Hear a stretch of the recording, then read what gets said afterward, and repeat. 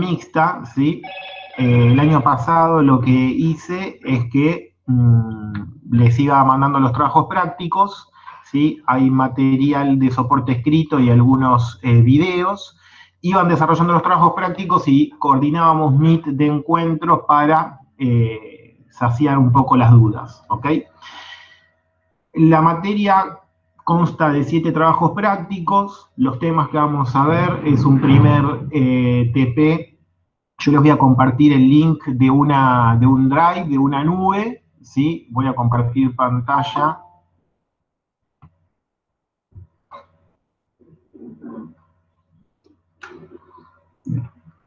Lo que les voy a pedir para el próximo encuentro, ¿sí? Si pueden poner, ya que quizás no pueden tener la cámara habilitada o lo que fuera, una foto, ¿sí? De la cara, parecido a como tiene Juan Ignacio Tacone, ¿sí? Si pueden poner una foto para por lo menos ir registrando las caras, ¿sí? No hace falta la cámara porque a veces enlentece un poco. Para presentarnos les agradezco, ¿sí? Yo ahora les voy a compartir entonces la pantalla y les voy a mostrar un poco el tema de la nube, ¿sí? El primer trabajo práctico es un trabajo práctico de introducción y de rendimiento, ¿sí? Rendimiento de las máquinas eléctricas y de los distintos equipos que se pueden combinar.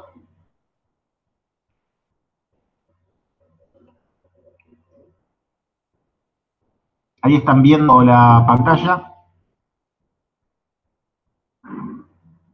Bueno, como ven, hay 7 trabajos prácticos, ¿ok? Bien, vamos a empezar hoy con el trabajo práctico 1, ¿sí? La materia entonces tiene 7 trabajos prácticos. El primer trabajo práctico vamos a ver un poco los conceptos de rendimiento, de régimen térmico y de introducción a las máquinas y a la física mecánica principal de las máquinas eléctricas rotativas, clasificación de máquinas. En el TP2 vamos a ver un poco de lo que es magnetismo, repaso de magnetismo, máquinas eléctricas elementales, los conceptos de las máquinas eléctricas elementales. En el TP3 vamos a ver control de plantas, ¿sí? En el TP4 ya vamos a ver las características, ¿sí? El TP5 es de motor sincrónico, el TP6 de motor asincrónico, ¿sí? Y el TP7 es parte de media tensión, transformadores y seguridad eléctrica a bordo. ¿De acuerdo? Yo soy ingeniero electromecánico, no soy maquinista naval, así que mi experiencia no es desarrollada tanto en buques, sino más que nada en tierra, ¿sí? Así que les hago esa apreciación para que lo tengan en cuenta, ¿sí? Bien, bien. Tenemos el TP1, entonces. Ustedes cuando entren al TP1 van a encontrarse con estos 4 archivos, ¿sí?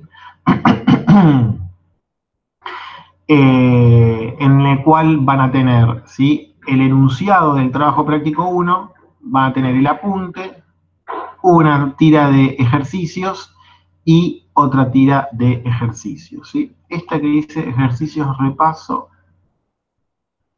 no me acuerdo qué tenía, vamos a chequearlo.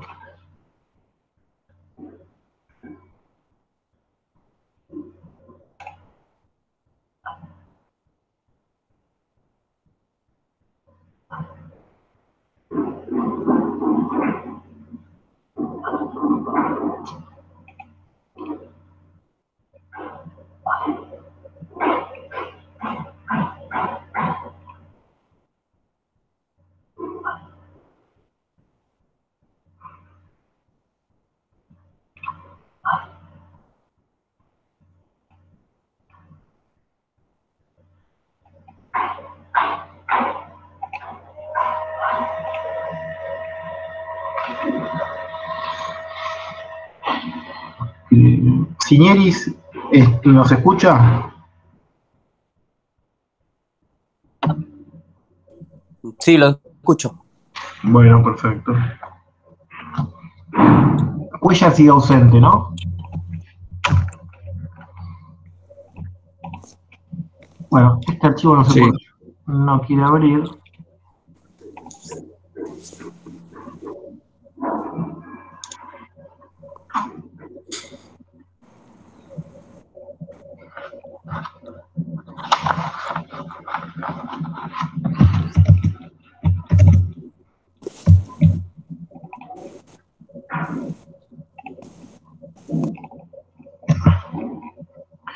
Bien, este TP entonces es el enunciado que ven acá, ¿sí? Que consta de 16 preguntas. Los trabajos prácticos los vamos a hacer, ¿sí? Acá si se fijan, a ver si yo estaba, esto que dice grupo de trabajo, dice el desarrollo del presente TP es de carácter individual, lo vamos a hacer eh, grupal, ¿ok? O sea, van a ser grupos, ¿sí? ¿Ustedes cuántos son? 21, ¿sí? Vamos a hacer 5 grupos de 4, ¿de acuerdo? Y van a enviar un trabajo práctico, ¿sí? O sea, la realización es grupal y ustedes van a mandar por cada grupo un desarrollo del TP para que sea visado, ¿sí? No es corregido, es un visado para ver que esté completo el TP. Y yo después les daré la devolución a cada grupo, ¿sí? Es importante para llegar a los parciales y al final, ¿sí? El consejo es que el trabajo práctico lo desarrollen, que no lo haga solo uno del grupo y se vayan turnando, sino traten de desarrollarlos, ¿sí? Pero, individualmente, pero hacen una entrega grupal, ¿ok? El primer trabajo práctico, entonces, como ven, no sé si se llega a ver, yo ahora, a ver, denme en un minuto, así ya les comparto el link y, y ya quizás pueden ir viendo en simultáneo los archivos, ¿sí?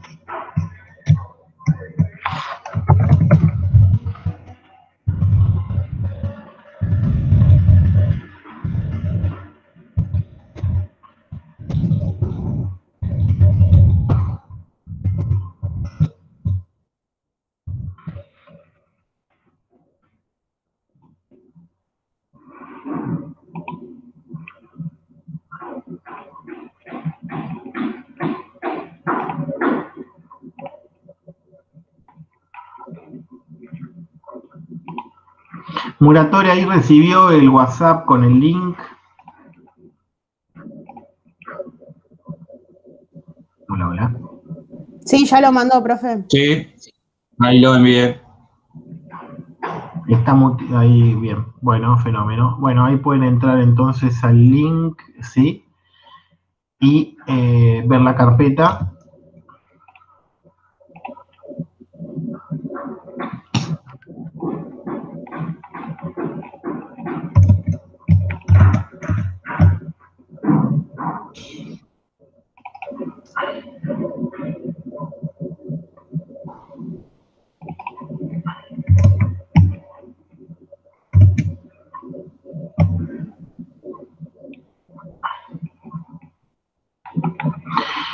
Perfecto.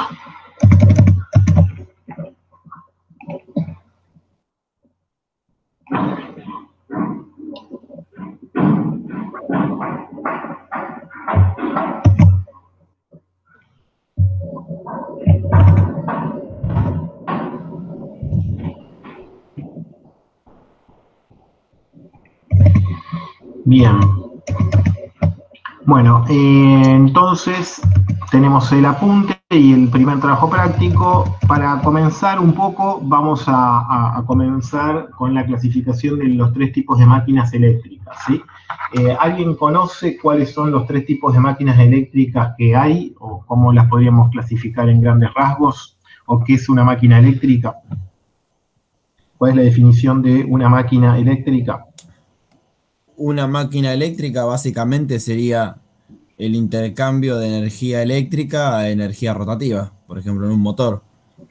Bien, exactamente. O sea, una máquina eléctrica es una máquina, ¿sí? La definición de máquina es la misma que ustedes sabrán a tal hartazgo, un conjunto de elementos, ¿sí? Un sistema que justamente actúan y trabajan para hacer una transformación de energía en otro tipo de energía. En el caso de las máquinas eléctricas, al menos una de esas energías es eléctrica, ¿sí? En el caso que comentó Guzmán, estaba hablando de un subtipo de máquina eléctrica motor, porque una energía era eléctrica y otra energía era mecánica rotativa, ¿sí? Pero el caso que comenta Guzmán es un motor porque recibe ¿qué tipo de energía? Eléctrica. Recibe energía eléctrica y nos entrega energía mecánica, particularmente de rotación. ¿Qué otro tipo de máquina eléctrica tenemos que sería la inversa de eso? Transformador. Generador. Sí. Transformador o generador, la inversa del que hablamos recién. Del que hablamos recién, la inversa, ¿cuál sería? El generador. El generador. ¿Qué recibe Guzmán el generador? Y recibe energía mecánica de rotación y nos devuelve energía eléctrica. Correcto. Y por último, lo que dijo el compañero, creo, Santandrea, tenemos la última máquina, ¿sí? Que sería ¿cuál, Santandrea? Generador. No, el generador No, sería transformador. el transformador. El transformador recibe energía Eléctrica. y nos da energía Eléctrica. ¿sí? ¿Cuál es el chiste del transformador? Que cambia las magnitudes principales eléctricas de tensión y corriente, ¿sí? O puede ser una segmentación, una aislación entre ambos circuitos primario y secundario. Entonces ahí tenemos la clasificación de las primeras tres tipos de máquinas, ¿sí? Eléctricas. Vamos a ver si puedo, eso está en el apunte. Presentar tu pantalla completa. A ver, acá. Ustedes lo deben tener abierto, ¿sí? Ya.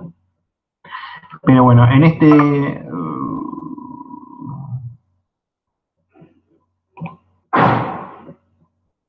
Bueno, no me deja compartir, pero si ustedes ven el TP un apunte, en la primera página va a ver que habla de lo que recién hemos hablado, ¿sí?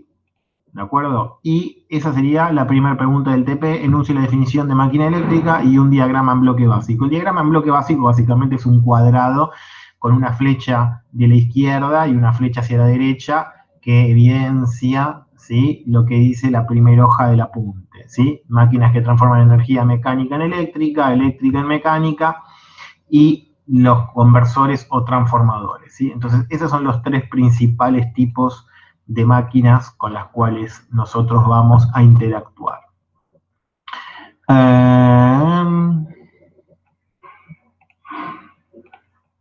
Bien. Después hay una pregunta, ¿sí? Que habla sobre la... bien. La pregunta 1 y 2 entonces son las que hablamos recién, ¿sí? Que es una máquina eléctrica y la subclasificación de ellas, ¿ok? Vamos con la pregunta 3. Detalle la clasificación de nada según su condición de movimiento, ¿sí? Bien. Después van a ver, ¿sí?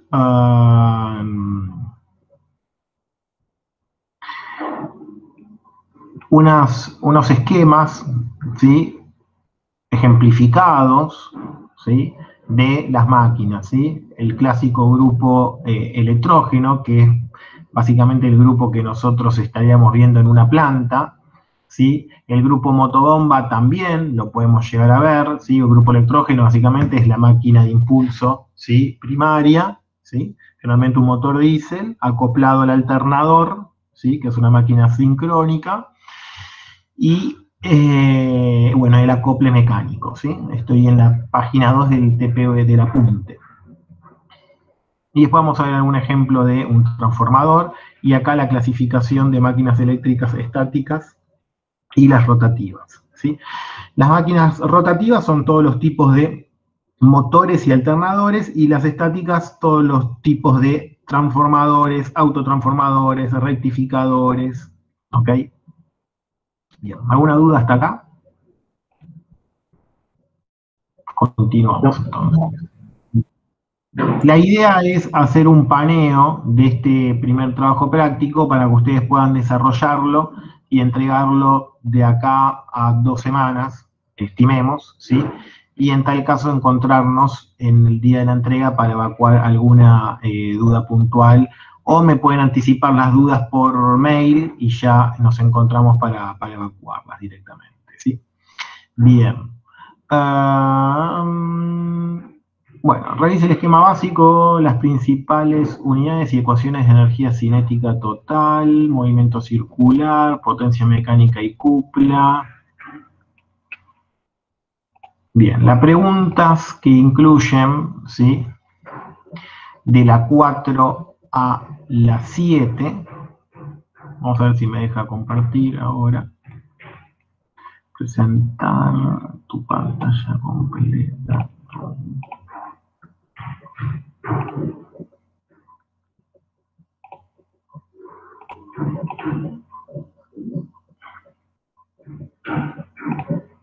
Bien, ahí se ve un poco, por lo menos para que sepan por dónde estoy yendo. Sí, sí. Sí, sí. Bien.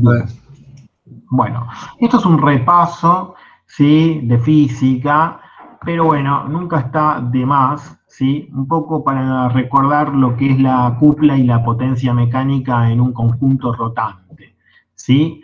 Entonces, si nosotros tenemos un eje y tenemos dos masas que rotan, ¿sí? Con una velocidad angular omega, nosotros sabemos que la velocidad tangencial, ¿sí? Acá fíjense que está macheteado a mano, B corta, B tangencial, W velocidad angular. La velocidad es obviamente delta L sobre delta T, ¿sí? ¿Sí? Un diferencial de longitud de arco sobre un diferencial de tiempo. Ahora, nosotros sabemos que ese diferencial de longitud de arco, ¿sí? Está relacionada a través de quién? Del radio y del ángulo alfa, ¿sí? Entonces, si yo ese delta L lo descompongo en R delta alfa, ¿sí? Que es la relación, vuelvo a reiterar, de la longitud de un arco con el ángulo que comprende ese arco, ¿sí? Obtengo que la velocidad tangencial es R por diferencial de alfa sobre diferencial T. Ahora bien, diferencial alfa sobre diferencial T, esto, ¿sí? Yo lo agrupo y me da la definición de velocidad angular. La cuestión, ¿cuál es? Recordar que la relación entre la velocidad, esto que yo acabo de decir está explicado en este párrafo que está resaltado en amarillo, ¿sí? Que la velocidad tangencial es el producto de la velocidad angular por el radio, ¿sí? La velocidad tangencial es omega R, que al fin y al cabo es la misma relación que hay entre la longitud y un ángulo alfa en radianes, ¿sí? La longitud es radio por alfa. Bueno, si le metemos el cociente diferencial T, obtenemos esto mismo. Bueno, eso es un repaso, ¿sí? Recordar que la velocidad angular, ¿ok? Es 2pi, que son la cantidad de vueltas, ¿sí? O sea, 2pi por n, ¿sí? Son esto, digamos, indicando n en revoluciones por minuto, ¿correcto? Entonces, los minutos los descompongo en segundos con 60 y una revolución son 2pi, ¿sí? ¿Ok? 2pi radianes corresponden a una vuelta. Entonces, simplemente lo que hace esta fórmula es relacionar la velocidad angular omega con la velocidad, porque nosotros no vamos a manejarnos obviamente en una máquina con radianes por segundo, ¿ok? Nos vamos a manejar con RPM, revoluciones por minuto, y esta es la relación, ¿sí? 2pi son los radianes de una vuelta y 60 son los segundos que entran en un minuto. Bien. Luego acá vamos a ir un poco a lo que es la energía cinética y a lo que es la cupla, ¿sí? Lo que es energía cinética, recuerdan la fórmula, 1/2 por la velocidad al cuadrado por la masa. Bien, ese es el diferencial. Y lo único que hacemos acá es la velocidad, que es la velocidad tangencial, la descompongo en la velocidad angular por el radio, ¿sí? Entonces me queda omega cuadrado por r cuadrado. Cuando le aplico la integral, ¿sí? Al ser la velocidad constante o no depender de la masa, sale la integral y me queda que la energía es 1/2 de la velocidad angular o de la velocidad rotacional al cuadrado por la integral del radio al cuadrado diferencial m, ¿sí? Esto, para los que no se acuerdan, la integral del r cuadrado, o sea, la integral de r cuadrado en función de la masa, porque la masa no está distribuida en forma uniforme, ¿sí? Nos da el momento de inercia del objeto rotante, que en nuestro caso es el motor, ¿sí? Para llegar a la conclusión de que la energía que va a desarrollar la máquina va a estar en función. A mí, digamos, lo que me interesa son las relaciones o las variables que influyen, ¿sí? La energía cinética desarrollada por la máquina es función de qué cosas, entonces, viendo la fórmula 1.7. ¿De qué depende? De dos factores. ¿Cuáles son? Del inercia y de la velocidad angular. ¿Me puede repetir? Hola. Hola, del momento de inercia y de la velocidad angular. Exacto, depende del momento de inercia y del cuadrado de la velocidad angular, ¿ok? Ah, no se ve el 2. Bien, hay un 2 al cuadrado ahí, pero a primer rasgo, como relación, está bien la respuesta, ¿sí? Como depende de la velocidad angular y del momento de inercia. Ahora, ¿qué tipo de relación tiene cuadrática con la velocidad angular? ¿Sí?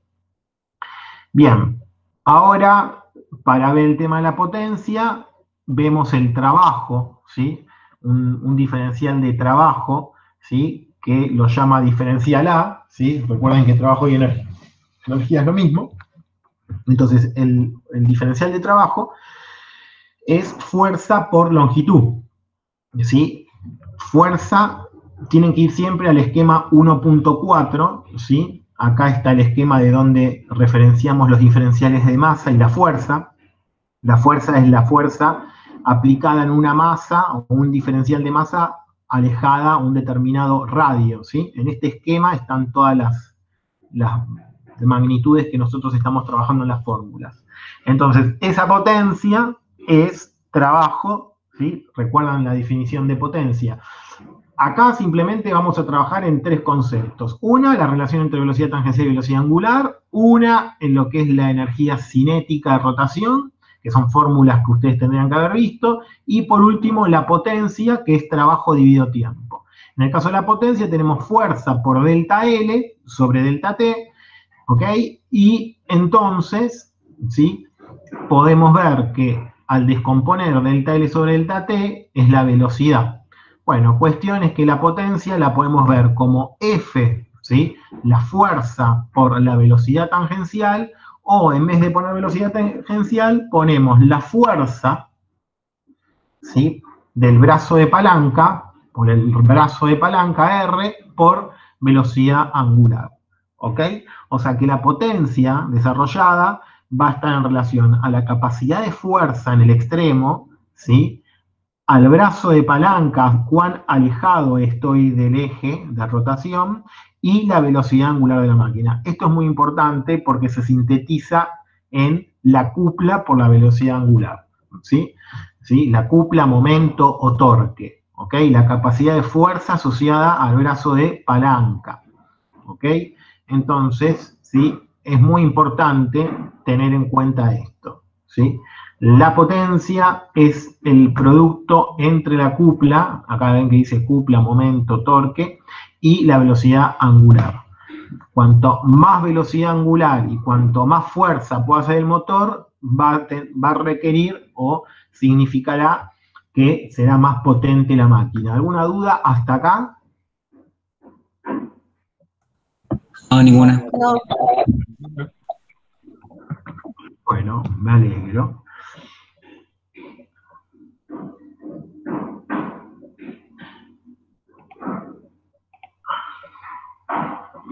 Bien. Bueno, después tenemos acá algún tipo de conversión, ¿sí? Vamos a ver si las conocen. A ver, Poli, ¿está por ahí? Facundo, Poli.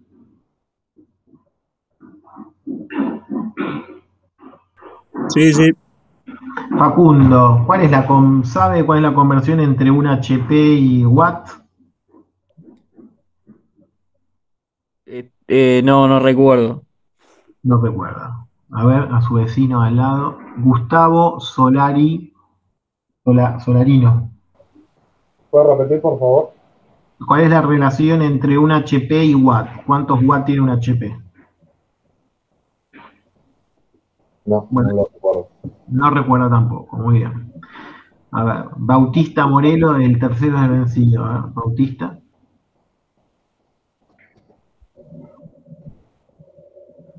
Bautista Morelo. Sí, profe. ¿Cuántos watts tiene un HP? Un HP. O sea. No, 75. No, era al revés. Creo que era a 75, O sea, pero no, al revés era. Si abren el TP, alguien tiene en la No me sale punta la abierta, no, en la página la conversión 6. ahora. 1.35 era un watt, o sea, 1,35 HP, si no mal recuerdo, era un watt. Y al revés. Tendría que hacer la cuenta. ¿Cuánto me dijo un watt? ¿Cuántos HP? 35. ¿Cuánto? 1.35. Sí, correcto. Nunca lo vi de ese modo, pero bueno. Si tienen el apunte abierto, alguien tiene el apunte abierto y nos puede decir cuánto indica el apunte.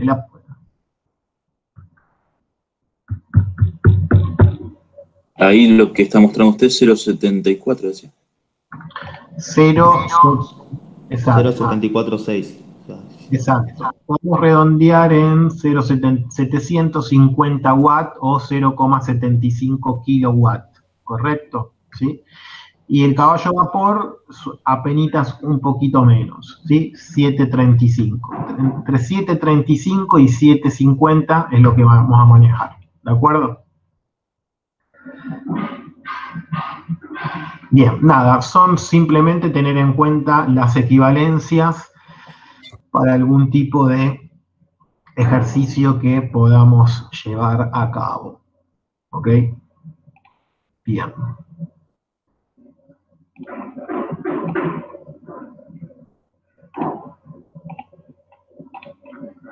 Bueno. Bueno, ahí barrimos entonces un poco el tema de la física, ¿sí? Del movimiento circular, lo que era la relación en la energía cinética del conjunto rotante, la potencia mecánica y la cupla, ¿sí? Tienen que tener en cuenta esas ecuaciones y hacer el desarrollo. Cuando hago el trabajo práctico, los trabajos prácticos tienen que estar desarrollados a mano, ¿sí? Así por lo menos me doy cuenta que lo leyeron, ¿sí? No me copien y peguen las fórmulas del... ¿sí? Tiene que estar a mano desarrollado el trabajo práctico, ¿sí? Así que, porque si bien nosotros vamos a evaluar, depende, la evaluación tradicional en la escuela es a desarrollar de esta materia, ¿sí? En este contexto, la evaluación hasta el momento la he hecho con choice, ¿sí? Y este año va a ser con choice y defender el choice. Nos ha pasado en los finales, ¿sí? Como ustedes ya sabrán, de que hacen el choice perfecto y después vamos a preguntar sobre el choice y quizás el choice era un 10 y el cadete termina probando con un 4, ¿ok? Entonces, les recomiendo que desarrollen bien los trabajos prácticos porque las preguntas a defender los choice van a tener que ver con el nivel de profundización del desarrollo del TP. Bien. Bueno, vamos a entrarnos ahora en la parte de las pérdidas que se producen en las máquinas y cómo afectan en su rendimiento. Antes de ver el apunte, ¿sí? Yo les voy a hacer las preguntas, la idea es que no vean el apunte para tratar de ejercitar un poco las neuronas y ver si surgen del conocimiento propio que ustedes tienen. ¿Qué pérdidas? Hay pérdidas que son universales para todo tipo de máquinas, ¿correcto? Pero ¿qué pérdidas imaginan ustedes que hay en un motor o en una máquina eléctrica, más general, ¿sí? Porque generación de campo magnético. A ver, Baez. Pérdidas mecánicas. Pérdidas mecánicas. Pérdidas mecánicas. ¿Cuáles serían las pérdidas mecánicas y en qué máquinas se las imagina? Dentro de las máquinas eléctricas, ¿no? Todas las que lleven el arrastre, el movimiento. Perfecto. O sea, ¿qué máquina eléctrica en principio no tendría pérdida mecánica? El transformador. Muy bien, Baez. Gracias. Pérdidas mecánicas. Tolaba, ¿usted iba a decir alguna otra? Sí, la generación de campo magnético en el motor eléctrico. ¿En el motor eléctrico nada más? En el generador. En el transformador también. En todas las máquinas, ¿sí? Que tengan asociadas, ¿sí? Acá Ejes rotativos, todo lo que tenga eje rotativo. Claro. Era una pérdida. ¿Cuál? ¿Mecánica o magnética? Mecánica. Ahora estábamos en las magnéticas que decía Tolaba, ¿sí? Las pérdidas magnéticas se van a dar en todas las máquinas, ¿correcto? Sí, todo lo que desarrolla, sí, todo lo que tiene electricidad, porque al fin y al cabo cualquier cosa que tiene electricidad, ¿y qué más que electricidad para que haya pérdidas magnéticas? ¿Qué tiene que haber? ¿Qué más? ¿No sería tener el bobinado? O claro, por... Ahí está, lo que dijo, como no sé a ver quién está hablando. ¿Quién dijo? Inducción magnética. Ahí está, todo lo que tenga un bobinado, porque una lamparita incandescente o un consumo electrónico, ¿sí? Si no hay bobinado, no hay campo magnético, y el campo magnético que se genera en un bobinado, ya sea de un transformador o de una máquina rotante, ese campo magnético se puede dispersar más o menos de acuerdo a la calidad de ese bobinado y de acuerdo al núcleo ferromagnético, ¿sí? Se puede perder, se puede distribuir o no. Entonces, vamos a poder tener pérdidas mecánicas en las máquinas rotativas, en todos los mecanismos. Podemos tener pérdidas magnéticas debido a la dispersión, a la pérdida de ese campo magnético generado en un bobinado. ¿Y qué otros dos tipos más vamos a tener? ¿Puede ser por temperatura? ¿Por la velocidad que va girando y la fricción que se genera? Sí, esas las vamos a poner dentro de las mecánicas, pero hay La disipación. una asociada a la temperatura y a la corriente, ¿sí? La corriente eléctrica, al circular por los cables, ¿sí? Va a generar calor, ¿sí?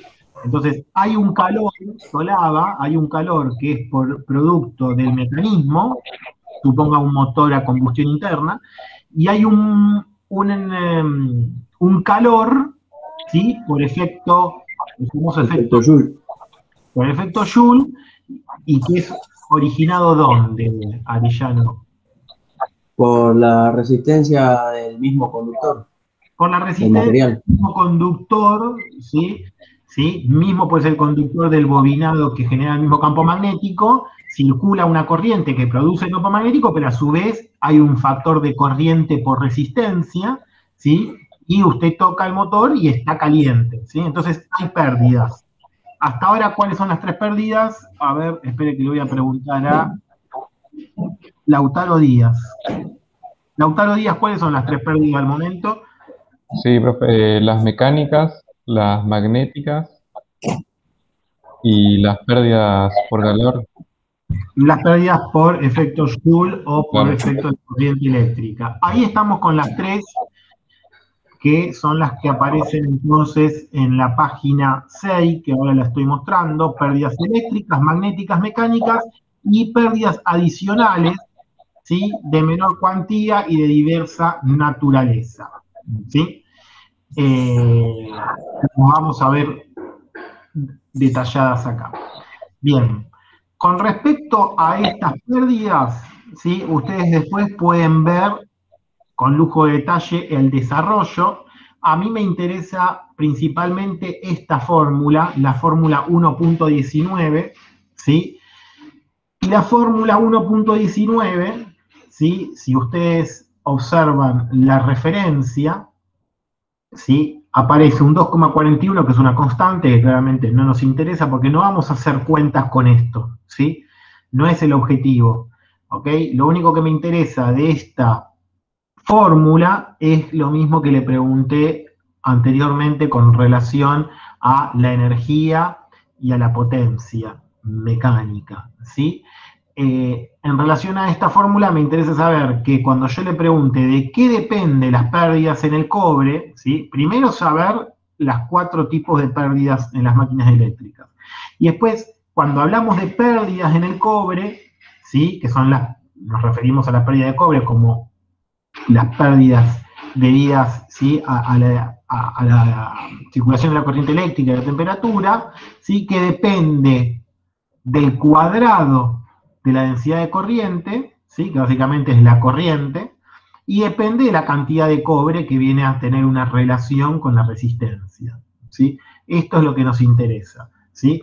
O sea, si usted tendría la cantidad de cobre total de la máquina en kilogramos, tuviera la densidad de corriente en amper por milímetro cuadrado, ¿sí?, que es como un promedio, hace esa cuenta, ¿sí?, y le podría dar la cantidad de watts que la máquina irradia en forma de calor, ¿sí? A veces hasta para los balances térmicos se usa este dato porque es un dato es una fuente de calor, ¿sí? Imagínense que máquinas grandes uno puede tener de pérdidas valores muy significativos, superiores a una estufa que uno tiene en un dormitorio, ¿sí? Pueden ser pérdidas de 2, 3, 10 kilowatts, depende la máquina, ¿sí? Bueno, ya les va a suceder cuando estén en las salas de máquinas, ¿sí?, o en los distintos cuartos de máquinas de un buque o en industria, el incremento de la temperatura debido justamente a las pérdidas en forma de calor general de todas las máquinas. Disculpe, profesor, ¿podría repetir la definición que vendría a ser las pérdidas adicionales? Sí, ahí lo vamos a ver. A ver si están por acá. Acá están a lo último, ¿sí? Existen en las máquinas una serie de otras pequeñas pérdidas de origen diverso y los efectos secundarios en el cobre. Son efectos físicos, ¿sí?, como efectos peliculares, cómo se dispone la corriente, ¿sí? Y digamos, no tienen una forma de calcularse, se estiman como un porcentaje general, ¿ok? ¿Dentro de eso entrarían las corrientes parásitas, profesor? Sí, las corrientes parásitas igualmente estarían un poco incluidas en las pérdidas magnéticas, ¿sí? Pero sí, porque ves que acá te dice, ¿no?, debido a efectos secundarios en el cobre, en el hierro y en los mismos elementos estructurales de soporte. O sea, pérdidas que no las podemos cuantificar con las otras, ¿sí?, pero podrían ser las corrientes parásitas en el cobre, en el hierro del núcleo magnético, ¿sí? Esas son las corrientes de Foucault, ¿no? Las parásitas. Exacto. Bien. Vamos entonces con las pérdidas eléctricas. Ya vimos su forma de cálculo y que depende básicamente de la corriente y de la cantidad de cobre, ¿sí? Esto es lo más importante. Y vamos a ver las pérdidas.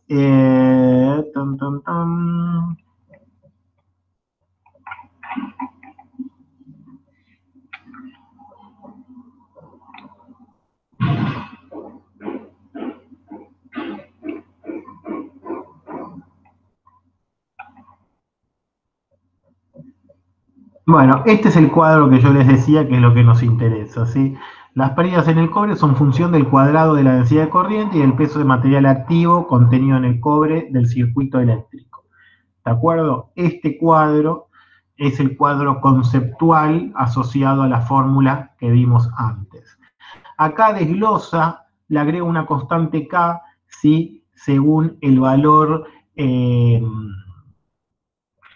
acá es una constante que dependía de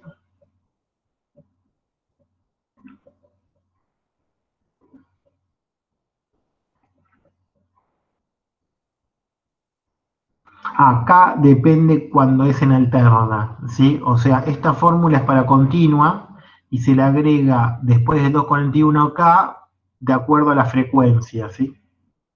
Para 50 Hz se le agrega 1.1 que sería un 10% más, ¿sí?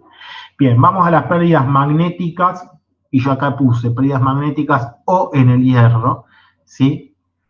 Y son claramente pérdidas por la histéresis, que lo vamos a ver, vamos a repasar lo que era el lazo de histéresis, que estaba relacionado con el campo magnético y el campo intensidad, era esa curva con forma de pajarito, ¿sí? Que nos decía cómo variaba el campo magnético sobre un material, ¿sí? En relación al campo de intensidad, al campo H. Todo eso lo vamos a repasar en el trabajo práctico 2, ¿ok? Y es donde aparecen, ¿sí? Las pérdidas por las corrientes parásitas, ¿sí? Pero lo que vamos a poner acá son las pérdidas totales en el hierro que están originadas básicamente por una parte, ¿sí? Que depende del campo magnético al cuadrado, y GFE, que es la cantidad de masa, el peso total de hierro, ¿sí? En kilogramos. ¿Ok? Simplemente eso, ¿sí? Yo lo que me conformo es que ustedes recuerden la clasificación y de cada una de ellas la generalidad de qué dependen, ¿sí? Así como las eléctricas dependían de la corriente y el peso de cobre, estas dependen obviamente del campo magnético, ¿sí? O del campo de inducción y del peso en kilos, ¿sí? Después pueden ver acá un poco lo que es la cifra de pérdidas, ¿sí? Y leyendo puntualmente la definición, las pérdidas en el hierro son función del cuadrado de la densidad del flujo magnético, ¿sí? Dependen del cuadrado de la densidad del flujo y del peso de hierro, ¿ok? Nada más que eso. Y las pérdidas mecánicas, que como decían al comienzo algunos compañeros, ¿sí? Son todas las debidas a los tipos de rozamientos que puede tener, en nuestro caso, los motores o los alternadores, que son las máquinas rotantes que nosotros vamos a ver más que nada en este curso, ¿sí? Entonces tenemos los rozamientos, por ejemplo, entre cojinetes, los rozamientos en unas escobillas contra los colectores, ¿sí? Rozamiento de las partes móviles con el aire, las aletas que tienen la autoventilación, ahí dice potencia que absorben los sistemas de enfriamiento de ventilación, ¿sí? Y el rozamiento de las partes móviles que pudiera tener propio del equipo, ¿sí? Básicamente son justamente, ¿sí? Todas pérdidas por rozamiento, ¿sí? Y en este caso las pérdidas no van a estar, como son mecánicas, la única magnitud que está relacionada con la mecánica de movimiento justamente es la velocidad, ¿sí? N, que era la velocidad de rotación, las RPM que habíamos visto al principio, ¿sí? Cuando hacíamos el pase de W de velocidad angular a N, ¿sí? ¿Alguien recuerda qué cuenta teníamos que hacer?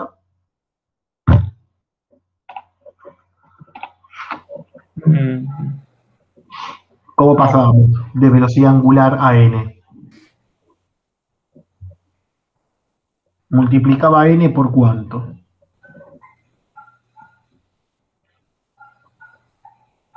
2pi era. Sí, y dividía por 60. 60, ¿sí? Entonces, la velocidad, para nosotros a partir de ahora, n mayúscula es la velocidad, ¿sí? N mayúscula es la velocidad, ¿en qué unidad? En RPM es. En RPM. Y W es la velocidad de rotación, pero ¿en qué unidad? En radianes. En radianes por segundo, ¿sí? Muy bien. Bueno, entonces, ¿sí? La potencia perdida o las pérdidas mecánicas son función ¿de quién? De la velocidad. De la velocidad. A mayor velocidad, mayor ¿qué? Mayor pérdida. Mayor pérdida, ¿sí? Pero depende de forma lineal y de forma cúbica, ¿sí? Acá ustedes van a ver, ¿sí? Podemos afirmar que las tres primeras pérdidas, las de rozamiento, cojinete, escobilla, ¿sí? Dependen, ¿sí? Con la velocidad de giro. En cambio, los sistemas de ventilación, o sea, los que tienen que mover volumen de aire, ¿sí? Van a depender, ¿sí?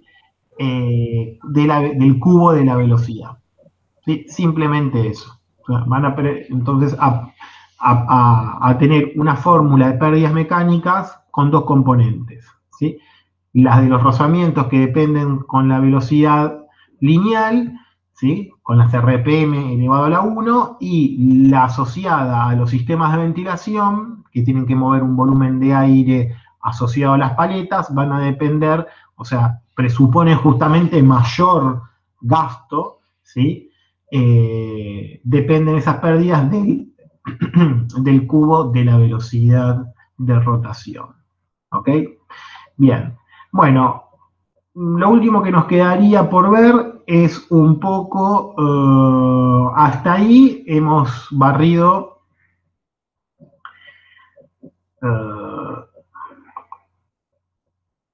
hasta ahí hemos llegado más o menos a la pregunta 9, nos queda de la pregunta 10 a la 16, ¿sí? Si quieren vamos a cortar 10 minutitos hasta 10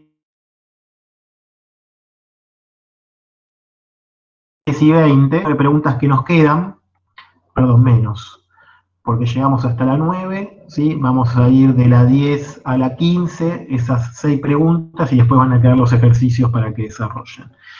Hacemos, si quieren, un cortecito de 10 minutos, ¿de acuerdo? Y continuamos. Bueno. 10 y 20 entramos, profe. Sí, correcto. Energía. Que entrego y la que obtengo. La que entrego. Para mí es al revés. Es la relación entre la que obtengo y la que le entrego. Lo aprovechado. A ver, la que voy a obtener, ¿sí? Podemos decir, ¿sí? La consumida versus la que dejo a disposición, ¿no? Siempre el producto final versus lo consumido, ¿sí? ¿Cómo es la relación? ¿Menor o mayor? Claramente va a ser menor ¿cuál? Lo que se consume. La salida que no entrada, ¿sí? Lo podemos ver como salida y entrada, ¿sí? ¿Por qué? ¿Qué es lo que hay en el medio entre la salida y la entrada? Justamente las pérdidas, ¿sí? Entonces, ustedes si quieren pueden ponerse una ecuación donde la potencia, quizás a la entrada, ¿sí? O la potencia consumida es igual a la potencia en la salida más ¿quién? Las pérdidas. Más la pérdida mecánica. Las pérdidas, exactamente. En una máquina ideal sin pérdidas, la potencia en la entrada y la potencia en la salida es exactamente la misma, ¿sí? Entonces, la relación, ¿sí? Generalmente se hace la salida sobre la entrada, y como la salida es menor que la entrada, ¿sí? El rendimiento va a ser un número que va a estar entre ¿cuánto? Entre 0. Entre 0 y 1. 0 y 1. ¿Sí? Si lo ponemos en términos de porcentaje, ¿sí? Será un porcentaje entre 0 y 100. ¿Ok?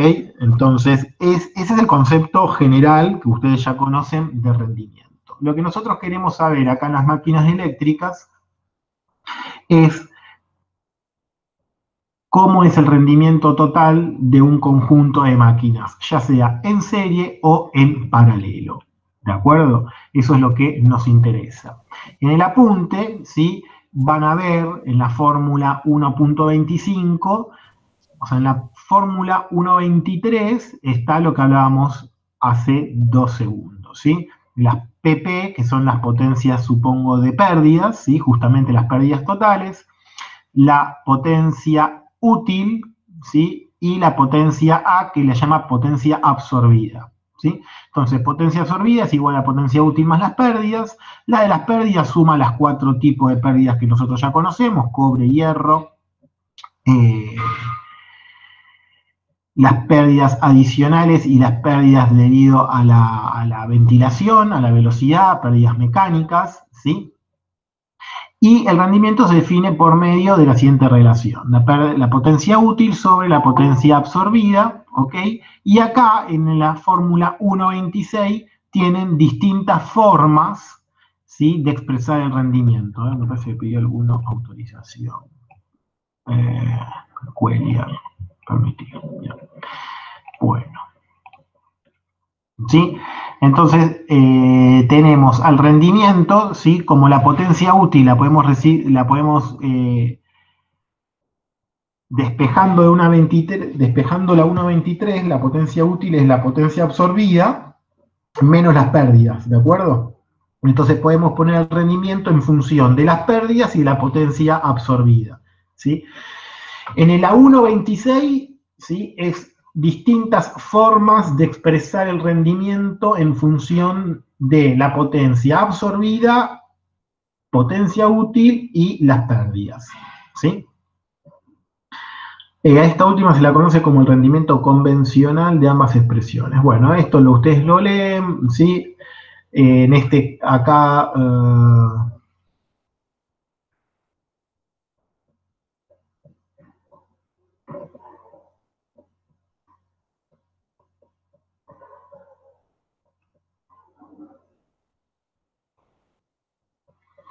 Bien. En relación a la potencia eléctrica, porque nosotros estamos hablando de pérdidas, y cuando estamos hablando de pérdidas, estamos hablando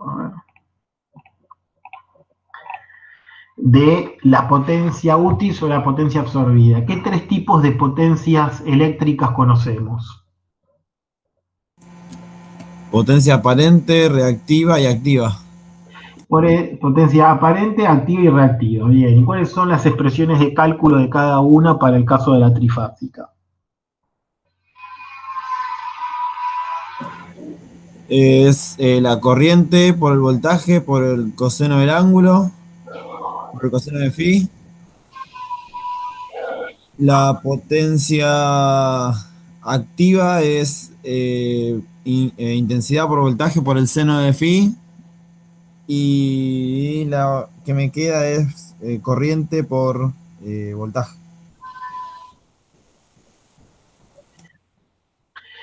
¿Está bien lo que dijo el compañero Nahuel Guzmán? Sí.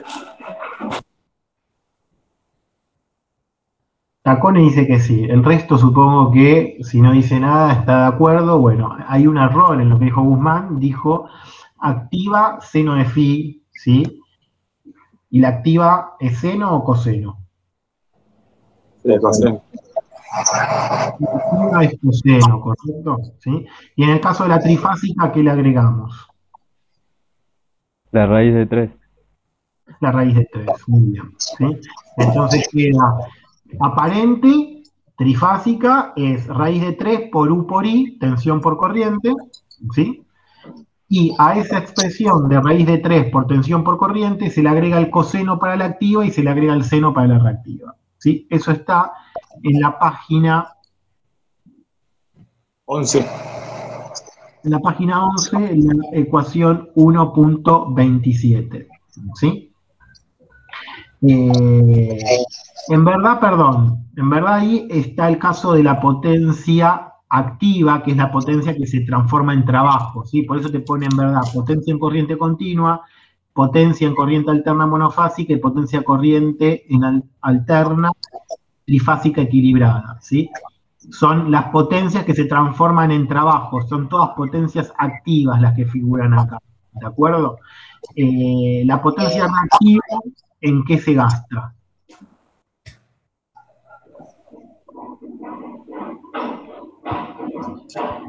¿Dónde va por la potencia reactiva?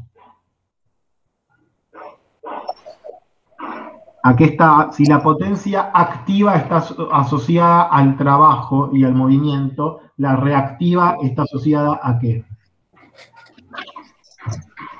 A las pérdidas, A las pérdidas.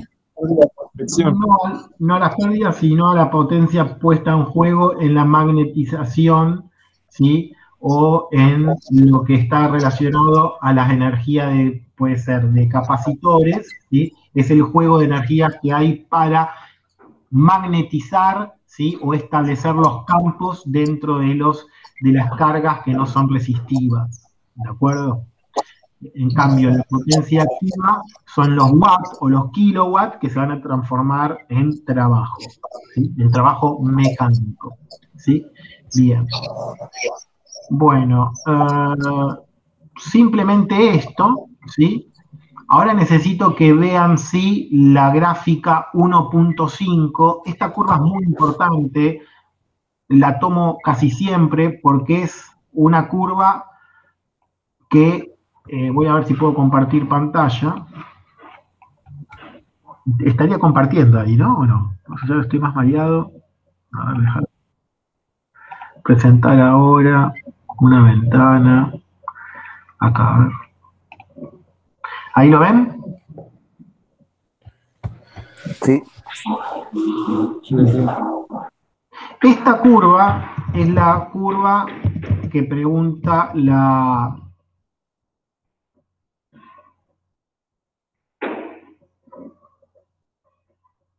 Es la pregunta 12, si mal no estoy viendo.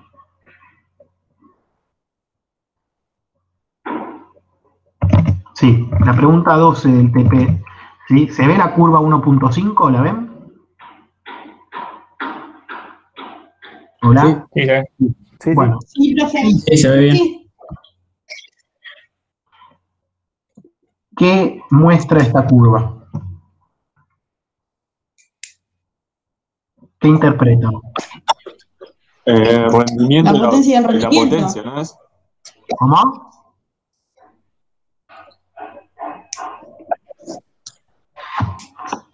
El rendimiento y la potencia muestra. Muestra el rendimiento y la potencia. ¿Dónde el rendimiento y dónde la potencia? Muestra la relación entre el rendimiento y la potencia. ¿El rendimiento en qué eje y la potencia en qué eje? La potencia en el eje de las abscisas y el rendimiento en el eje de las ordenadas. Perfecto. ¿Y qué conclusión llega?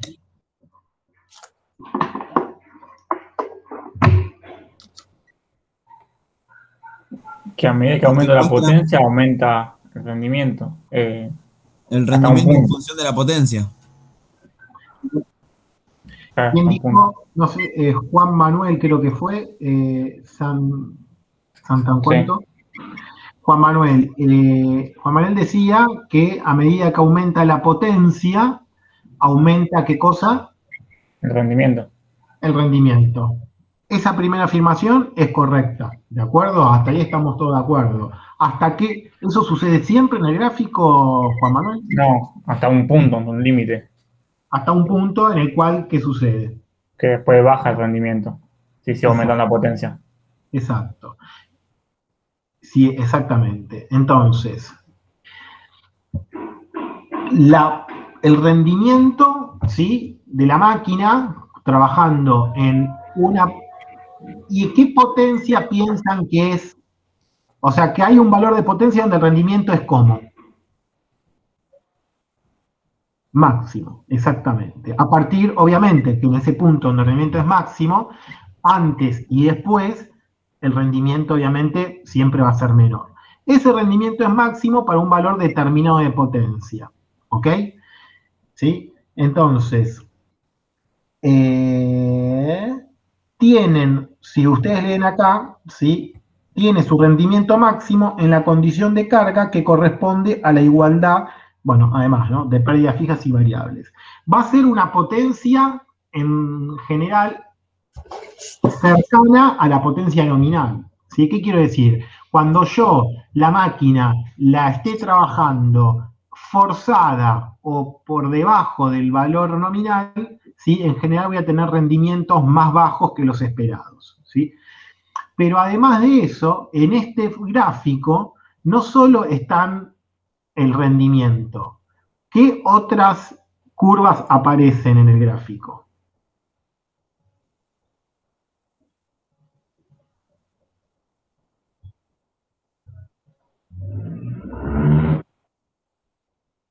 PB y PF, ¿sí? Que son las pérdidas. Nosotros hablamos de pérdidas, pero no las clasificamos en pérdidas variables y en pérdidas fijas, ¿sí? Las pérdidas fijas son las que no dependen del estado de carga, ¿sí? O las que, ¿sí? Las que son, como dice su nombre, fijas, y después están las pérdidas variables, ¿sí? Que justamente van a variar con el estado de carga, ¿sí? Las pérdidas fijas obviamente van a ser una constante y las pérdidas variables cada vez que toma más potencia la máquina, fíjense que es un comportamiento exponencial o parabólico, ¿sí? No queda muy claro, ¿sí? El punto donde las pérdidas fijas y las pérdidas variables, hay toda una deducción matemática que no viene al caso, que es la que está en las páginas anteriores, el lugar donde las pérdidas fijas y las pérdidas variables se igualan es donde tenemos el máximo rendimiento, ¿sí? Que es lo que explica en el párrafo, ¿de acuerdo? Y eso es lo único que nos queda. Por eso, en el eje de las ordenadas, que es el que muestra acá, el que yo estoy señalando, el gráfico dice que no solo muestra el rendimiento, sino cuando pone 2 puntos quiere decir todas las funciones que yo veo en la gráfica. Yo en esta gráfica veo a las pérdidas fijas, a las pérdidas variables y al rendimiento, estas 3 magnitudes en función de la potencia. ¿De acuerdo? Y fíjense que está acotado el rendimiento máximo en este punto de la curva. ¿Sí? Bien. Bien. Por último, ¿sí? Vamos a ir al régimen térmico de las máquinas, ¿sí? ¿Cómo piensan ustedes, ¿sí? ¿Qué comportamiento matemático suponen que las máquinas... O sea, usted tiene una máquina que la enciende, ¿sí? Cuando usted enciende la máquina ¿a qué temperatura está? Antes de que la encienda, un milisegundo antes. ¿Qué temperatura? Ambiente. Temperatura ambiente, correcto, ¿sí? Que ya de por sí la temperatura ambiente en una sala de máquinas puede ser elevada. 35 más o menos. Por eso, o sea, que no es la temperatura ambiente que definimos como ambiente en la normalidad, ¿no? Puede ser 35, 36, 37, lo que fuera. Bien, después de que la máquina comenzó a funcionar, claramente va a estar en una temperatura mayor, ¿sí? Ese crecimiento de temperatura, ¿sí? ¿Cómo es? ¿Cómo presuponen que es? ¿Salta en forma digital? ¿Es lineal? ¿Es cuadrático? ¿Es exponencial? Eso es lo que nos interesa saber ahora, ¿sí? ¿Cómo es el comportamiento de ese salto de temperatura? Claramente que no va a ser digital, no es que pasa de 37 grados a 55, ¿no es cierto? ¿Sí? El comportamiento lo vamos a ver en la página 16, ¿sí? Y ahí se dan cuenta que el comportamiento de calentamiento, ¿cómo es?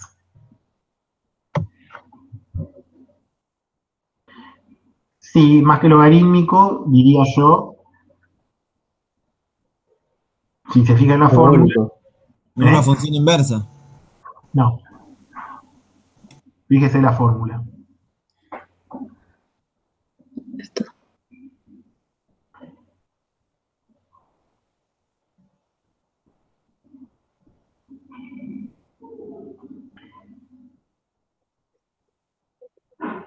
¿Cuál fórmula está viendo?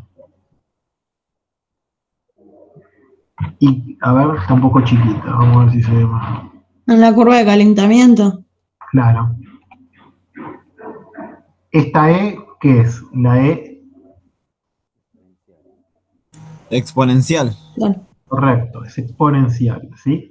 Entonces, esta curva de calentamiento es muy importante que la entendamos, ¿sí? Tita A, que es esta, que es la temperatura justamente que hablábamos recién. ¿Quién es tita A? Ambiente.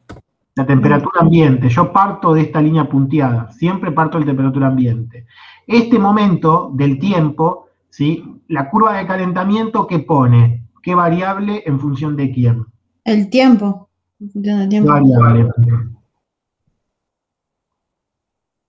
¿Qué variable? ¿Qué La dice? temperatura del cuerpo. La temperatura en función del tiempo, ¿correcto? Entonces, ¿sí? En tiempo cero la máquina está A 35, a 36 le ponemos. Temperatura ambiente. temperatura ambiente, correcto. Cuando el tiempo que tarda en llegar a esta altura, ¿sí? Esta temperatura, ¿sí? ¿Cuál es? Esta que figura acá, es la temperatura ambiente más este delta, ¿sí? Este salto de temperatura, ¿sí? Si el salto de temperatura que hace la máquina entre estar apagada y estar en régimen es de 15 grados y usted estaba con 40 grados en la temperatura ambiente, la máquina ¿a qué temperatura llega? 55.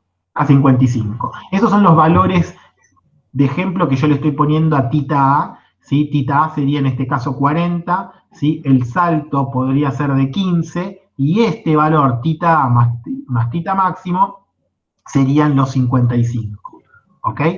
Fíjese que acá está explicado. Tita, ¿sí? La temperatura es la temperatura ambiente más el tita general, ¿ok? Ahora bien, esta suma la desglosa acá. Es la temperatura ambiente más la temperatura máxima por esta razón, que es 1 menos E a la menos T sobre T mayúscula. T mayúscula es el tiempo total en el cual la máquina entra en régimen, ¿sí? Si la máquina tarda 20 segundos en lograr la temperatura máxima. ¿De acuerdo? Usted fíjese que si T minúscula es igual a T, nos queda ¿cuánto ese valor? 1. Nos queda 1. ¿Sí? Y si usted hace la cuenta, ¿sí? Le quedaría 1 sobre E, 1 menos 1 sobre E. ¿Sí? ¿Sí? Ahora, y le va a dar un valor aproximado, ¿sí? a la suma de las dos temperaturas. Ahora piense algo más gráfico, ¿sí? El T minúscula tiende a infinito. Si el T minúscula tiende a infinito, ¿sí? Ese factor que se le resta al 1, ¿cuánto vale?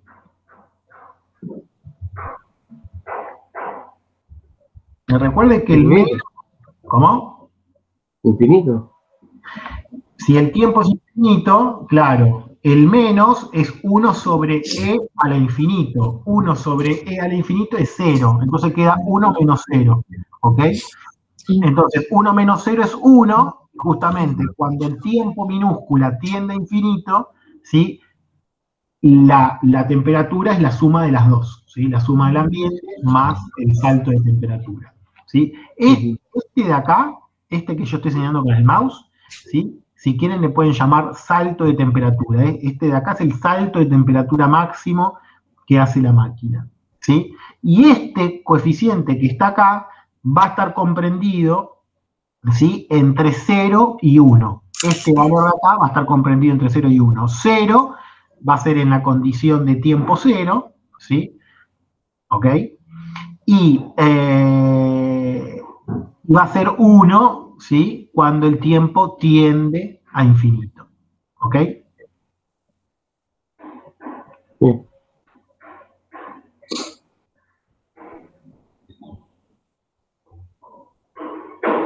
Bien, esto es para el calentamiento. Para el enfriamiento va a ser al revés, ¿sí? Va a ser una exponencial negativa, pero se le va a sacar, ¿sí?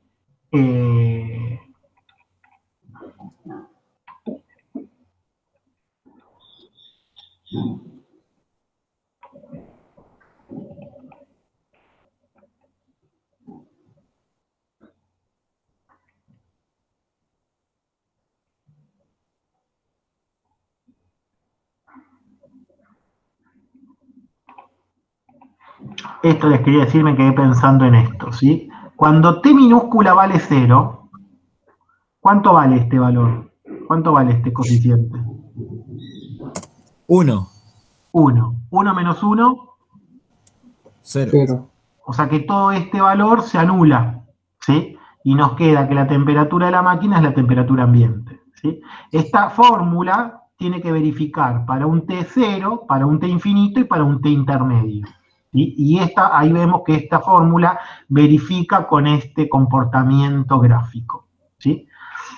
Y lo mismo para cuando tenemos la curva, ¿sí?, de enfriamiento, ¿sí?, que es esta curva de acá, ¿sí?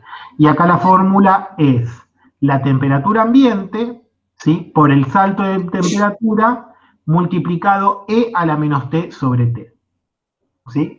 La T mayúscula es una constante de tiempo, recuerden que es el tiempo en que tarda en alcanzar el régimen, ¿sí? Bien. Bueno, ahí tienen las dos curvas de calentamiento y de enfriamiento con todas las magnitudes expresadas, ¿sí? Después hay algunas preguntas de la temperatura límite, la condición de trabajo, los tipos de aislantes, ¿sí?, de acuerdo a la norma IRAM en nuestro caso, ¿sí? La temperatura límite y la condición térmica de trabajo, ¿sí?, que es la que figura acá, ¿sí? O sea, la temperatura de trabajo, ¿sí?, me dice acá, con una máquina eléctrica no puede trabajar a una temperatura mayor que la tolerada, obviamente, por sus aislantes, ¿sí? ¿Ok? Sí. La temperatura límite, ¿sí?, del aislante, que es la que figura acá, esta temperatura límite del aislante tiene que ser mayor o igual a la temperatura máxima, ¿sí? O sea, el salto de temperatura más la temperatura ambiente. Es esto que nosotros trabajamos acá, delta A más delta máximo, ¿sí? Esta temperatura, que es la temperatura de trabajo de la máquina, ¿sí?, el aislante siempre tiene que estar por encima, ¿sí?, de esa temperatura de trabajo, ¿sí? Eso es lo que dice en esta ecuación. Por eso es importante el tema de las temperaturas. Ustedes no van a diseñar máquinas eléctricas, no tienen, pero lo que es importante, que si en algún momento tienen que hacer algún reemplazo de un aislante, claramente recuerden siempre que los aislantes son las protecciones, ¿sí?, eléctricas de la máquina eléctrica, y si tuvieran que en algún caso renovar o reemplazar alguna, los aislantes están clasificados de acuerdo a temperaturas límites, y las temperaturas temperaturas límite de esos aislantes van a estar asociados a la temperatura de trabajo, ¿sí? ¿Sí? Que es la temperatura del régimen, ¿sí? No hace falta más historia. Bien, con eso terminamos con esta parte, ¿sí? Lo único que queda es en el trabajo práctico, ¿sí? El tema de los rendimientos y una tira de ejercicios, ¿sí?, que están en el Drive, a ver si lo encuentro, ¿sí? Ejercicios de rendimiento, ¿sí? Que, si mal no recuerdo,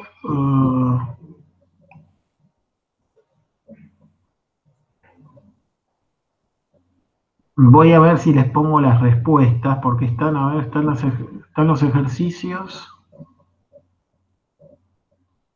Seguramente pero bueno, vayan haciendo los ejercicios, son ejercicios muy básicos de rendimiento asociados a las máquinas eléctricas, ¿sí?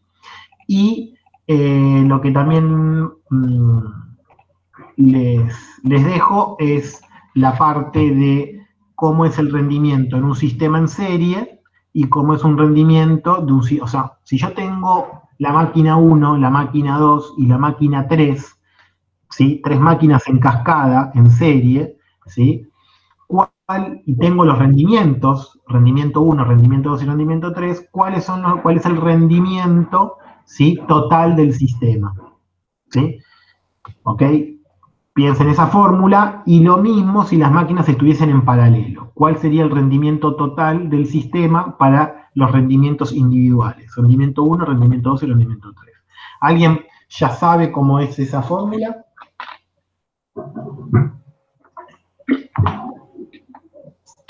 La pueden, si no, pensar y deducir, ¿sí?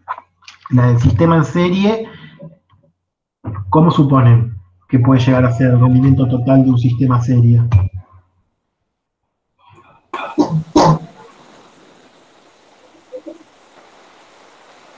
Se suma. ¿Se suma? ¿Se suma? ¿Se suma? ¿Se suma?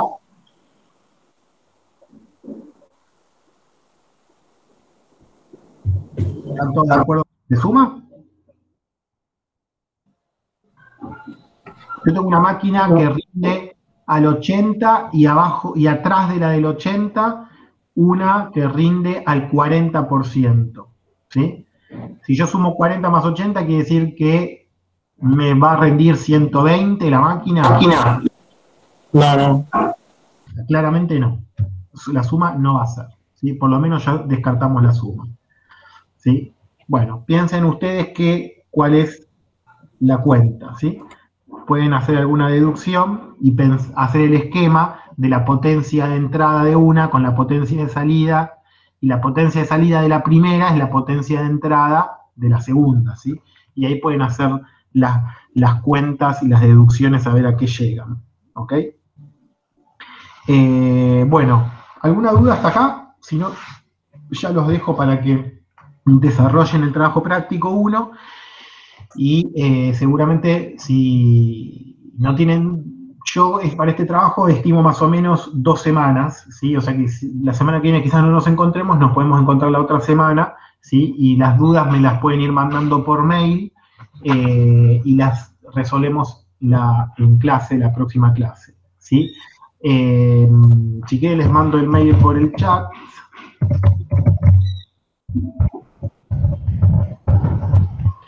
Después lo que necesito es que me digan los grupos, ¿ok? Eso si quieren se lo pueden pasar a Muratore, ¿sí? Cómo van a estar, a ver, en verdad los grupos los voy a armar yo, porque los voy a secuenciar de acuerdo a la lista.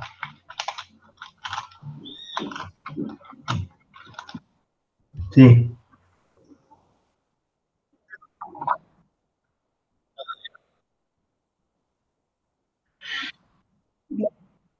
No, como dije al principio, no sé si usted estaba al principio, en principio las clases van a ser modalidad alternada, ¿sí?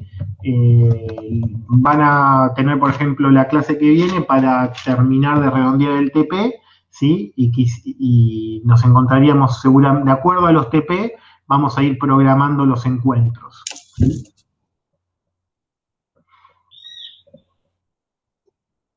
De nada. Yo entiendo que, por eso les voy a dar 2 semanas para que hagan este TP, ¿sí? Más que las 2 semanas sería con la clase que viene, ¿sí? Para que lo hagan bien a conciencia, y quizás seguramente en 2 semanas les muestre el trabajo práctico 2, ¿sí? O sea, veamos las dudas del 1 y comencemos con el trabajo práctico 2. Como les decía al principio, el contenido de los trabajos prácticos está, como vieron hoy, ¿sí? Las guías de preguntas están muy adecuadas al material de lectura, ¿sí? Pero bueno, claramente siempre uno les puede dar un poco más de claridad en los temas, ¿sí? Bueno, el grupo 1 van a ser los primeros 5 de la lista, que son Arellano, Báez, Barraza, Cuellar y Díaz, ¿sí?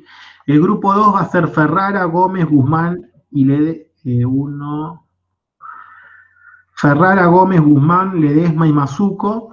El grupo 3 va a ser Merchan, Morelo, Muratore, Poli y Rivadeneira. Y el grupo 4 va a ser Sant'Andrea, Cinieri, Solarino, Tacone, Tolava, Bigliola.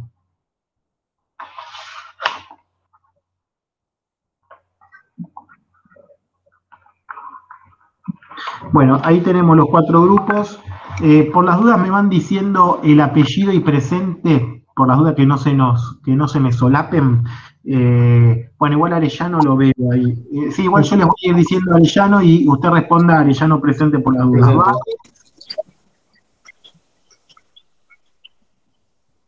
Bueno, Baez, ahí lo estoy viendo. Barraza. Presente. Barraza está presente. Cuellar, que se agregó más tarde, ¿correcto? Cuellar anda por ahí. Sí, sí, presente. Ahí lo veo.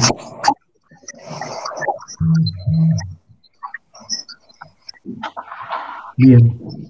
Ferrara. Presente. Gómez.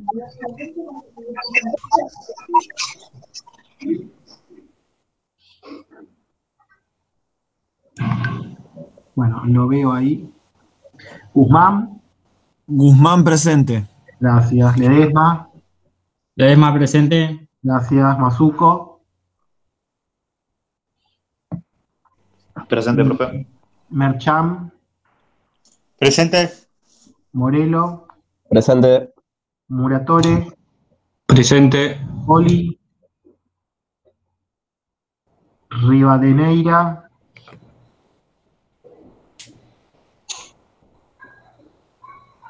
Sant'Andrea. Presente. Piñeris. Solarino. Presente. Tacone.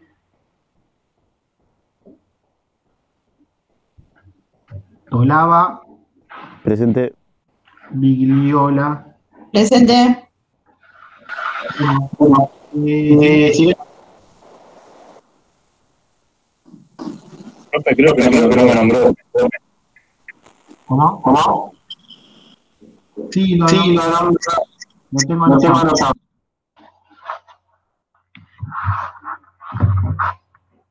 Bueno, señores y señoras, señoritas, si no hay ninguna duda, seguramente estoy en contacto con Muratore y seguramente en 2 semanas nos vamos a encontrar, ¿sí? Bueno, profe. Perfecto, profe. Buenas semanas. Buena semana. Buena semana.